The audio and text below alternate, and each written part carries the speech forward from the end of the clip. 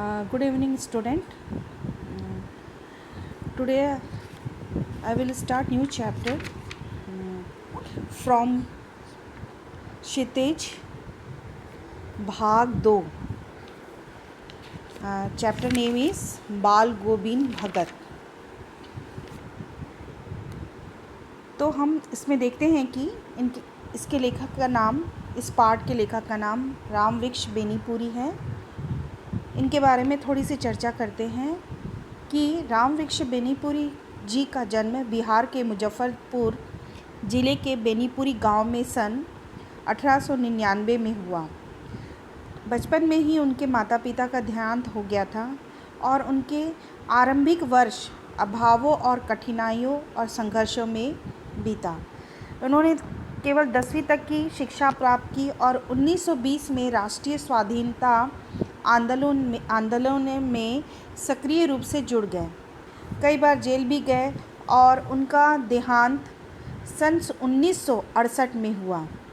15 वर्ष की आयु में ही बेनीपुरी जी की रचनाएं पत्र पत्रिकाओं में छपने लगी. वे बेहद प्रतिभाशाली पत्रकार थे. उनके पत्र पत्रिकाओं के नाम हैं तरुण भारत, किसान मित्र, बालक युवक, योगी जनता, जनवाणी और नई धारा उल्लेखनीय हैं.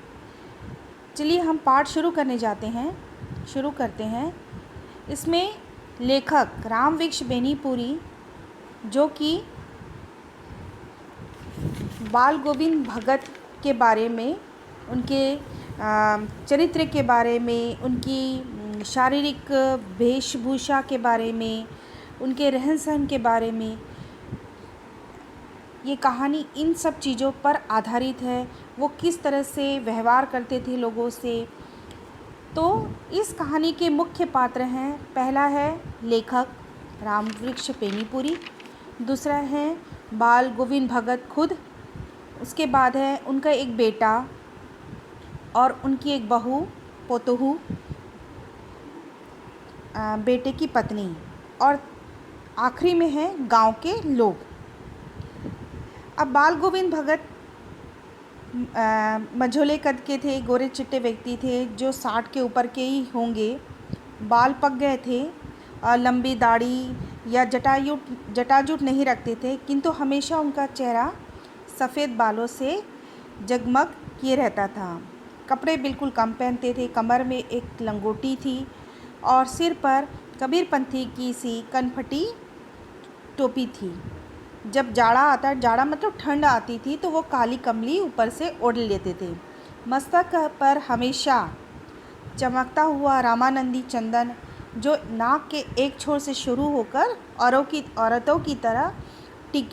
के टिक्के की तरह शुरू होता था. गले में तुलसी की बेडोल माला पहने हुए रहते थे. बाल गोविंद भगत साधु थे?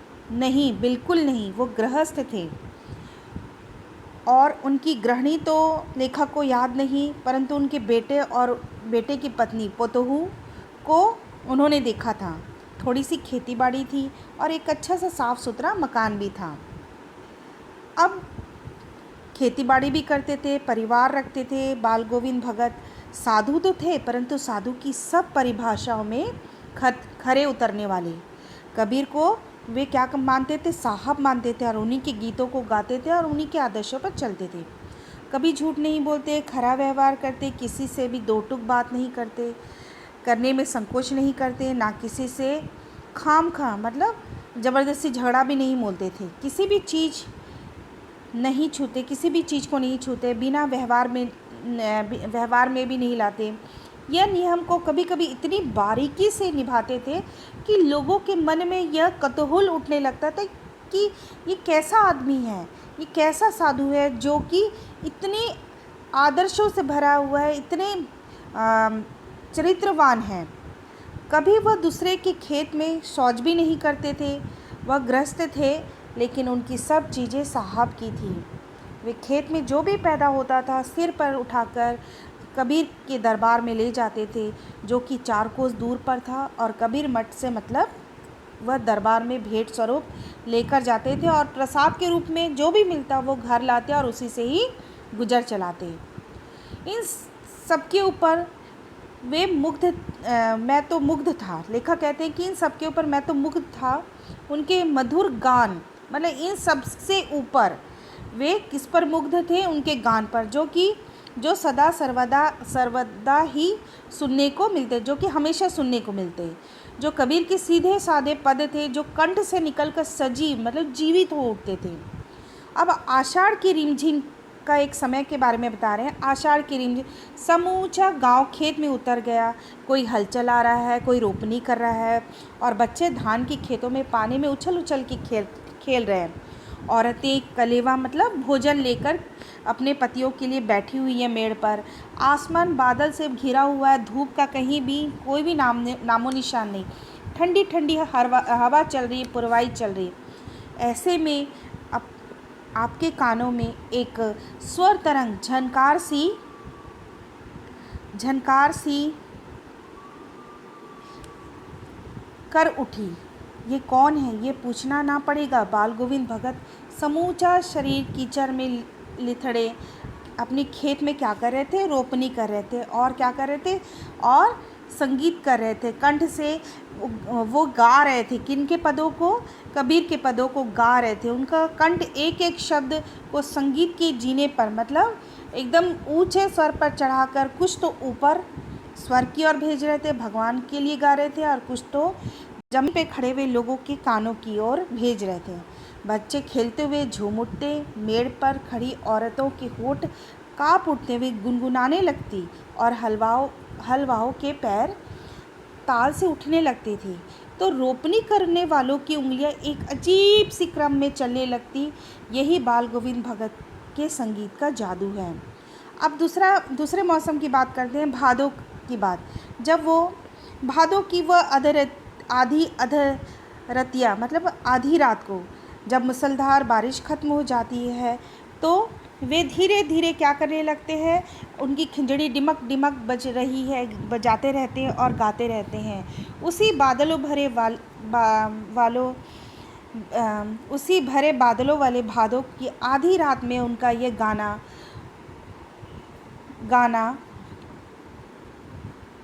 अंधेरे में अकस्मात, मतलब अचानक कौंध, मतलब एक बिजली सी चमक क्या करती है? चौंका देती है। तो बाल गोविंद भगत का संगीत जगा रहा है। तेरी गठरी में लगा चोर मुसाफिर, जाग ज़रा जाग ज़रा। अब उसी तरह कार्तिक आया नहीं कि बाल गोविंद भगत की प्रभातियाँ शुरू हुई, जो फागुन तक चला करती थी। इन दिनों वह सवेरे ही उठते ना जाने किसी वक्त जाकर वह नदी स्नान को जाते गांव से 2 मील दूर, वहां से नहा धोकर लौटते, और क्या करते? पोखरे के ऊंचे भीन पर, पोखरे मतलब तालाब के ऊंचे भीड़े पर अपनी खिंजड़ी लेकर बैठते और गाना गाने लगते। और लेखक कहते हैं कि मैं तो बहुत देर तक सोने वाला हूँ, किंतु एक दिन माघ की उस किटकिटाने वाली भोर, मतलब बहुत ठंड वाली सुबह, उनका संगीत मुझे पोखरे, मतलब तालाब पर ले गया। अभी आसमान के तारों के दीपक बुझे नहीं थे कि हाँ, पूरब की लोही लग गई थी, मतलब सुबह की जो लालिमा है वह आने लगी थी, और शुक्र तारा और भी बड़ा रहा था। तो और पूरे खेत, और यहाँ पे लिखा हुआ है खेत और बगीचा, घर, सब कुछ कुहासा, मतलब कोहरा छाया हुआ था। सारा वातावरण अजीब रहस्य से आवृत था, मतलब ढका हुआ मालूम हो रहा था। उस रहस्यमय वातावरण में एक कुश मतलब एक घास की एक प्रजाति होती है, उसकी चटाई पर पूरब मुँह काली कमली ओढ़े बाल गोविंद भगत अपनी खिंजड़ी लिए बैठे और गा रहे थे, और उनकी उंगलियां खिंजड़ी पर लगातार बज रही थी और वे गा रहे थे। और ऐसा लग रहा था कि जाड़े में भी उनके मस्तक से श्रम बिंदु क्या हो रहे थे? चमक पड़ रहे थे। गर्मियों में उनकी साझा, मतलब शाम, कितनी उमस भरी शाम को शीतल ना करती। अपने घर के आंगन में आसन जमा बैठते। गांव के उनके कुछ प्रेमी भी जुट जाते। खंजड़ियों और करतालों की भरमार हो उठती। करताले मतलब तालियों की भरमार हो उठती है। एक पद बाल गोविंद भगत कह जाते हैं तो उनकी प्रेमी मंडली उसे दोहराती तिहराती मतलब दोबारा गाते थे। धीरे धीरे स्वर ऊंचा होने लगा, एक निश्चित ताल एक निश्चित गति से, और उस तार स्वर के चढ़ाव के साथ श्रोताओं के मन में भी ऊपर उठने लगते और उनके साथ उनके तन और मन नृत्यशील हो उठते। सारा आंगन नृत्य और संगीत से भर उठता। ओतप्रोत मतलब भर उठता। अब बाल गोविंद भगत की संगीत साधना का चरम उत्कर्ष उस दिन देखा गया जिस दिन उनका बेटा मर गया। इकलौता बेटा था, वह सुस्त था, बोधा था, मतलब कम बुद्धि वाला था, किंतु इसी बाल गोविंद भगत उसे और भी मानते थे इसी कारण, क्योंकि उनकी समझ से उनकी ये समझ थी कि ऐसे आदमियों की पर ज़्यादा नज़र रखनी चाहिए, प्यार करना चाहिए, क्योंकि ये निगरानी और मोहब्बत के ज़्यादा हकदार होते हैं। बड़ी साध बड़ी शौक़ से उनने अपने बेटे की शादी कराई। पोतू बड़ी सुभग, भाग्यवान और समृद्धि और सुखी है ना करने वाली और सुशील मिली थी। घर की पूरी जिम्मेदारी अपने हाथ ले ली थी और उन्हें बहुत कुछ दुनियादारी मतलब बहुत कुछ काम से बाल गोविंद भगत को निवृत्त कर दिया था, मुक्त कर दिया था। उनका बेटा बीमार था, उसकी खबर रखने की लोगों को कहाँ फुर्सत थी, किंतु मौत पर तो अपनी ओर सबका ध्यान खींचकर ही रहती है। हमने सुना बाल गोविंद भगत का बेटा मर गया, कौतूहलवश उनके घर गया, देखकर दंग रह गया। लेखक कहते हैं कौतूहलवश उनके घर गया, देखकर दंग रह गया। बेटे को आंगन में एक चटाई पर लिटाकर एक सफ़ेद कपड़े से ढक दिया। कुछ फूल तो हमेशा ही रोपते थे, उन फूलों में से कुछ तोड़कर उन पर बिखेर दिए, फूल और तुलसी दल भी। सिरहाने पर एक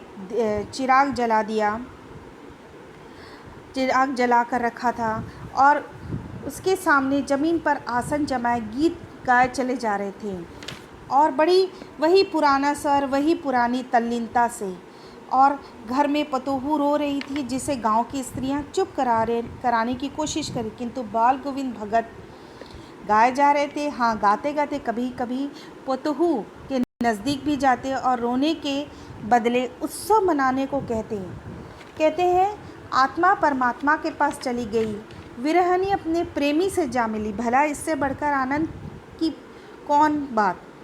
मैं कभी कभी सोचता हूँ ये पागल तो नहीं, किंतु नहीं, वह जो कुछ कह रहे हैं उसमें उनका विश्वास बोल रहा था, वह चरम विश्वास जो हमेशा मृत्यु पर विजयी होता आया है।